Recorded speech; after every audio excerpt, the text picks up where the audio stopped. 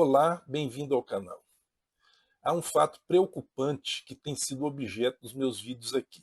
É o envolvimento de pastores e líderes religiosos com a política partidária. Isso não é só no Brasil, é principalmente nos Estados Unidos. É de lá que vem essa ideia, essa onda da teologia do domínio, de que os cristãos precisam de moralizar a sociedade e por isso devem usar os métodos do Estado, enquanto nós sabemos que nunca, nos tempos de Jesus Cristo, a igreja pretendeu usar o aparelhamento estatal para cumprir a sua missão aqui neste mundo. E eu estou falando isso não como uma pessoa neutra que eu não sou.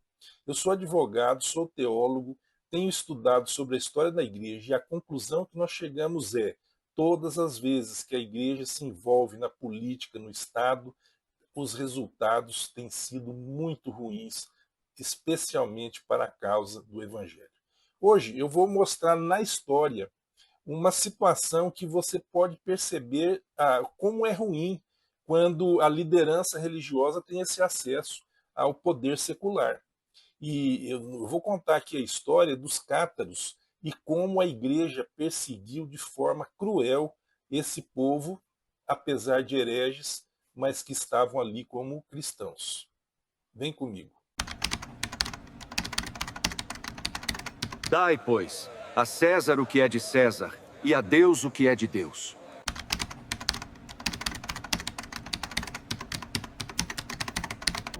Meu reino não é deste mundo.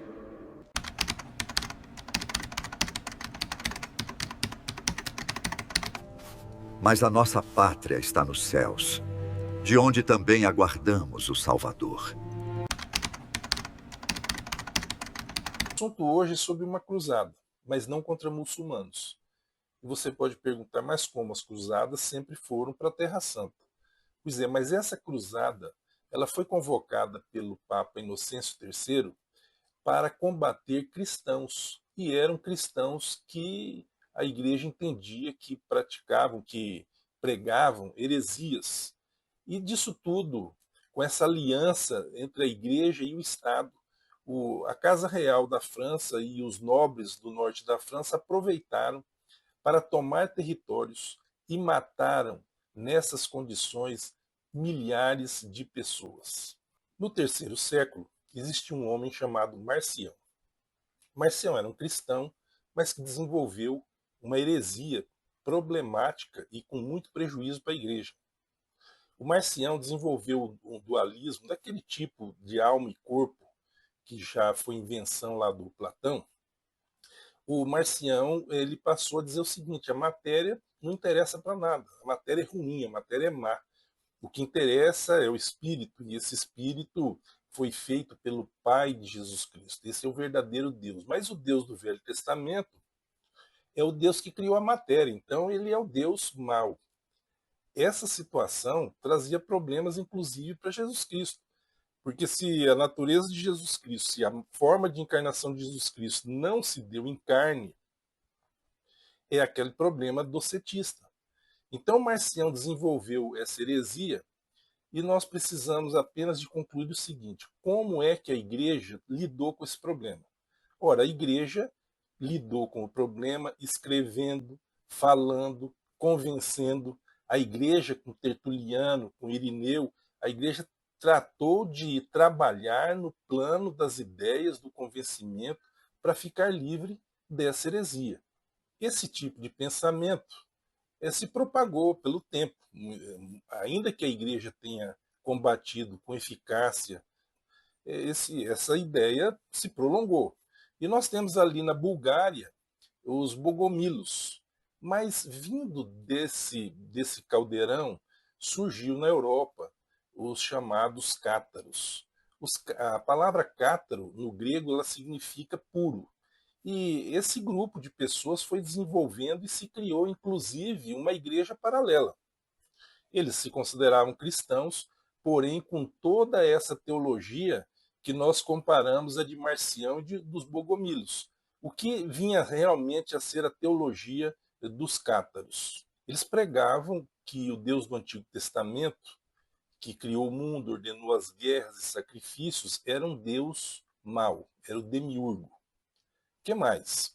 Jesus não tinha tomado uma forma real, ele não era plenamente humano. Sua encarnação seria apenas aparente, posição chamada de docetismo, condenada pela igreja desde os primórdios. O apóstolo João combateu isso aí, nós vemos isso no próprio evangelho e também na primeira carta, é muito claro que o apóstolo João está ali afirmando a humanidade de Jesus. Os sacramentos católicos eram inválidos. Agora aí começa a surgir o problema, pois envolviam matéria, água, vinho, pão. A igreja romana era para eles, os cátaros, os puros, uma igreja do Deus mau, e o seu papa era o vigário de Satanás. A coisa é séria. Evidentemente, a Igreja Católica Romana, os católicos romanos, a sua hierarquia, não se sentia bem com esse tipo de acusação. Só que os cátaros, eles viviam de uma maneira muito simples. Eles eram pessoas que tinham uma forma que, pelo exemplo, eles demonstravam algo mais para o cristianismo. O mesmo não se podia dizer dos sacerdotes da igreja no sul da França, no Languedoc. Veja bem, o que estava acontecendo ali? Nós tínhamos os cátaros, os chamados puros, pregando uma heresia, por outro lado, com um procedimento admirável, que a população achava interessante, e por outro lado, a igreja que tinha a ortodoxia, tinha a doutrina certa, não estava dando um exemplo que cativasse as pessoas. E a partir desse momento, nós percebemos que alguns nobres, os nobres do sul da França, por essas e outras razões, eles vinham apoiando os cátaros. E os cátaros, então, na verdade, constituíram uma igreja. E essa igreja, ela se situou basicamente e com a maior força no sul da França. Então, resumindo, os cátaros estavam teologicamente errados, em pontos fundamentais. O dualismo contradiz o monoteísmo bíblico. Não é? O docetismo, que é a situação de Jesus Cristo não ser propriamente humano, não ter um corpo, ser só uma aparência, esse docetismo é a base, destrói a base da encarnação de Jesus Cristo, da encarnação real de Deus. Né? E isso pode ser dito com clareza teológica. Ninguém está dizendo aqui, ninguém está defendendo aqui a doutrina cátara. Ninguém está dizendo isso. Mas o que nós precisamos de ver, e aqui vem o coração do vídeo, é que um erro teológico nunca foi e nunca poderia ser a razão para que milhares de pessoas fossem queimadas vivas, para que milhares de pessoas fossem exterminadas pela espada, simplesmente por uma razão de crença. Alguns dizem, e aqueles que querem passar o pano para as coisas erradas, e isso me preocupa, porque a pessoa que passa o pano para aquilo que a história nos mostra e que evidentemente não foi correto, essa pessoa está plenamente apta a achar que aquilo que é defensável no passado pode ocorrer no presente com todas as justificativas. Então vem a história do anacronismo. Você está olhando a questão dos cátaros com os olhos do século XXI, mas você tem que voltar a entender a cultura ali do século XIII. Ora, eu não estou olhando as questões da história da igreja e o perigo quando a igreja tem o poder secular na mão, eu não estou olhando com os olhos do século XXI. Eu não estou pensando em direitos humanos, em dignidade humana, eu não estou pensando nisso. Eu estou olhando com os olhos do Evangelho. Se Jesus Cristo, já na sua pregação há 2000 anos atrás, e os seus apóstolos, e os seus seguidores, e aqueles que seguiram os apóstolos, se eles tinham um pensamento diferente, por que eu tenho que me agregar, ou permitir, ou passar pano na cabeça daqueles que destruíram os cátaros? Se aquilo era uma atitude totalmente contrária à doutrina cristã lá do primeiro século, do segundo século, do terceiro século, quando a igreja resolveu o problema do Marcião como? Resolveu pregando, resolveu conscientizando, resolveu escrevendo, Tertuliano, Irineu, escrevendo, quer dizer, a igreja, no princípio, teve a correta missão de combater as heresias como Jesus combateria, como os apóstolos combateram, como João combateu o docetismo. Agora não, agora com a aliança da igreja e o Estado, se usou de violência, se usou da força, se usou da coerção, porque a igreja assumiu os métodos do Estado. E aqui a gente vê o perigo quando os líderes religiosos começam a se influenciar pela política secular, pela política partidária, para querer impor os sentimentos e o pensamento cristão. O mesmo risco de termos resultados semelhantes ao do que nós estamos tratando hoje aqui, nós estamos correndo também hoje, porque nós não temos uma reflexão ponderada e evangélica de verdade dos acontecimentos históricos. Se houve um papa poderoso, foi o Papa Inocêncio III. Ele teve um poder político muito grande, a ponto de interferir no Sacro Império. Ele conseguiu tomar toda a Península Itálica. Ele tinha um poder muito grande. E nessa associação do poder papal com as autoridades, os lords, os nobres, né, é que isso é que deteriorou a ponto de acontecer o que aconteceu, a grande tragédia albigense. Mas o Papa Inocêncio, em princípio, ele agiu corretamente. Né? Ele enviou, assim, enviou os seus prelados para que tentassem, pelo argumento, pelas ideias, combater a teologia cátara. Dentre eles, nós temos São Domingos, Domingos de Guzmão, o fundador da Ordem dos Dominicanos. E o que aconteceu é que não houve sucesso.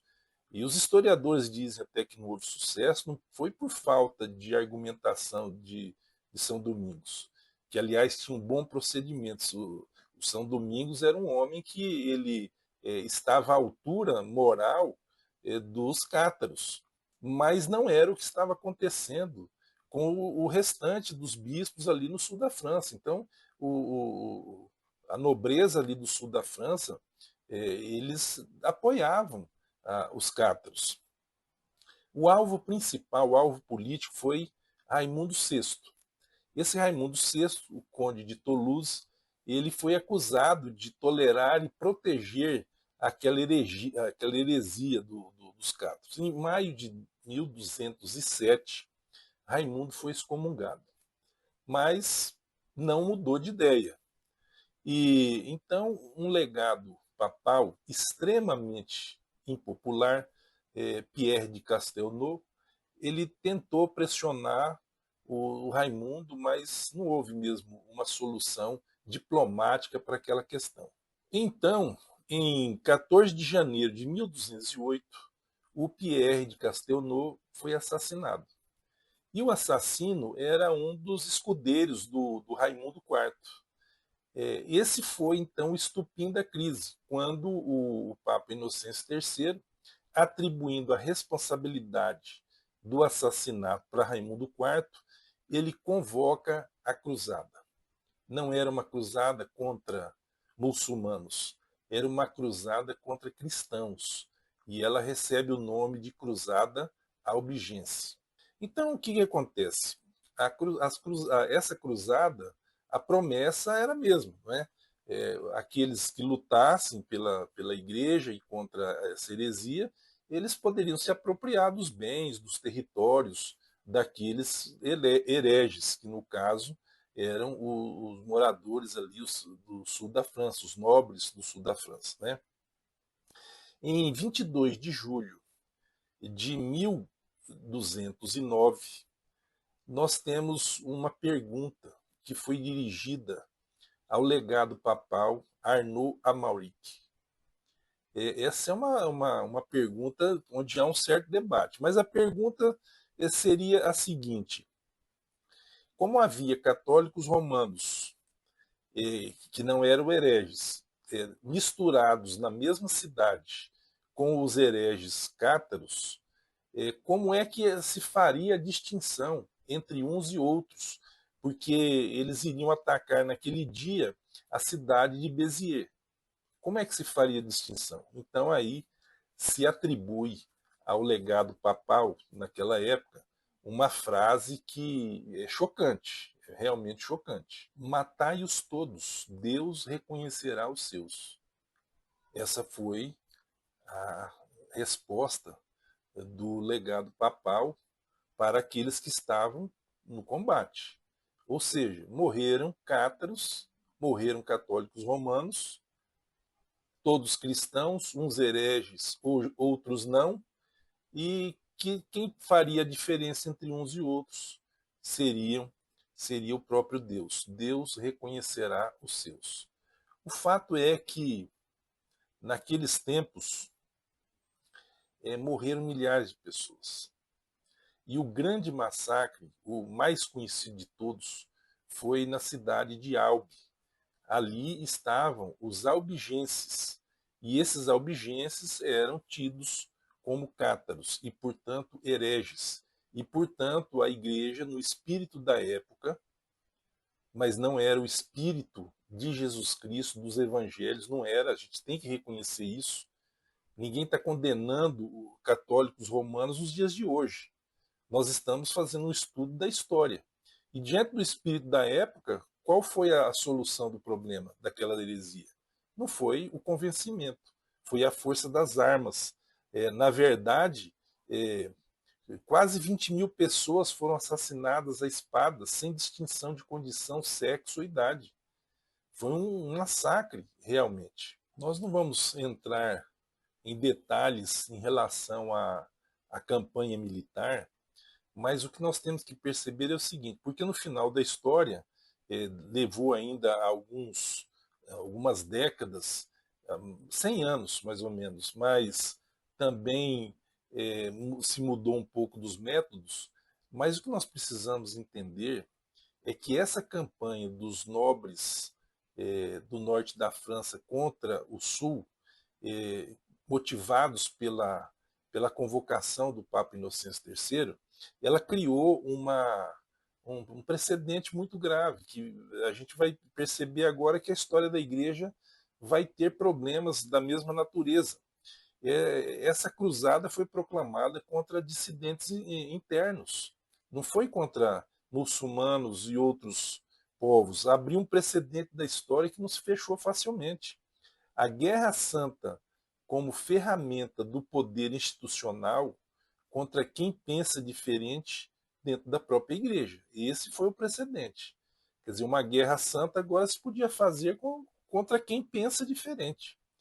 E por que isso? Porque a igreja se aproximou do Estado, se assenhorou do poder secular, passou a fazer política e usou os métodos que os príncipes, os imperadores usam. O método não do convencimento, o método da coerção, da espada. Esse é o problema. E às vezes a gente pode raciocinar assim, não, mas hoje não, jamais isso ocorreria. Eu não digo jamais para situação nenhuma. Agora, o que a gente precisa de saber é que líderes religiosos que se assenhoreiam do poder secular, do poder dos príncipes, dos governantes, eles agem mal. É consequência de todos nós, é coisa de humanidade. Eu e você, nós somos humanos. Quando a gente tem o poder nas mãos, a nossa tendência é de perder a paciência e de obrigar as pessoas a fazer aquilo que a gente acha que é certo. Não tem outra. Isso é humano. Eu não estou falando mal nem das pessoas que estavam envolvidas lá. Tudo bem, havia aquele espírito da época, as coisas se resolviam dessa forma, mas por que se chegou a essa conclusão que a igreja podia resolver as coisas dessa forma? Justamente por essa proximidade do poder espiritual com o poder secular. Esse é o problema. O fato é que a guerra terminou em 1229. Houve um tratado, a guerra acabou, mas o que nós temos que saber é que uma cultura todinha, a cultura occitane, com uma língua, com uma característica de literatura, isso aí tudo foi perdido por meio da força, por um problema de pensamento dentro da igreja no combate das heresias. A partir daí, o que a gente percebe é que houve um extermínio sistemático. E nesse período também, já em 1231, o novo Papa Gregório IX, ele entrega a Inquisição, que estava, vamos dizer, nos seus primórdios, ele entrega a Inquisição aos dominicanos. Sobre a Inquisição, nós vamos tratar em outros vídeos. Sobre a Inquisição também, muita gente está minimizando. Nós não precisamos de minimizar. Na nossa própria família, nós podemos ter gente que cometeu atrocidades no passado. Mas não é por isso, por ser do meu sangue, do meu nome, que eu vou minimizar aquilo que houve de errado. Então, minimizar a Inquisição, minimizar fatos como essa guerra, essa cruzada contra os cátaros, isso aí não é razoável e não faz bem para os nossos propósitos como cristãos. Apesar do término da guerra, 16 de março de 1244 foi um dia tenebroso. Havia um castelo nos Pirineus, o castelo de Montseguir, onde foi o último refúgio de um grupo de cátaros. E houve um cerco ali por 10 meses. E aí, após esse período de tempo, os que habitavam ali se entregaram. O castelo capitulou. Mas 200 cátaros não se entregavam. 200 cátaros se negaram a abjurar a sua fé. O que aconteceu? Foi feita uma fogueira onde esses 200 homens eles foram queimados, considerados hereges, queimados para o bem do quê? Da ortodoxia da igreja. Quando eu vejo Jesus Cristo dizendo que nós devemos amar nossos inimigos, quando eu vejo Jesus Cristo dizendo também que eu devo oferecer, quando me baterem no lado da face, eu devo oferecer o outro, quando eu vejo Jesus Cristo falando o meu reino é desse mundo, quando eu vejo Jesus Cristo, os apóstolos não participando não usando nenhum método que não fosse o poder do Espírito Santo para convencer as pessoas do pecado, da justiça e do juízo, então eu pergunto, justifica-se esse tipo de coisa? Eu vejo Jesus dizendo lá em Mateus 26, 52, guarda a tua espada, pois todos os que tomam a espada perecerão. O que a gente pode, então, fazendo uma análise? Isso tudo é consequência lá de trás, no século IV, quando Constantino aderiu à igreja, deu liberdade religiosa, mas ao mesmo tempo se assenhoreou do comando da igreja. Ainda que não fosse por título, ele na verdade era o pontífice máximo, né? Ele era o sumo pontífice na religião pagã de Roma, e ele então transferiu esse título posteriormente à liderança religiosa do cristianismo. Então, a constantinização da igreja, diga-se, a constantinização da igreja, o uso da política, do poder estatal, do poder do império, do poder daquele que manda, do poder secular, o uso disso dá como consequência em tragédias e no não cumprimento da missão do ide ensinai, não obrigai, ide ensinai. Agora eu quero fechar aqui, eu teria mais coisas para dizer, mas eu quero fechar aqui dizendo o seguinte: eu não quero aqui agredir ninguém, mas eu não posso me calar diante do que eu estou vendo.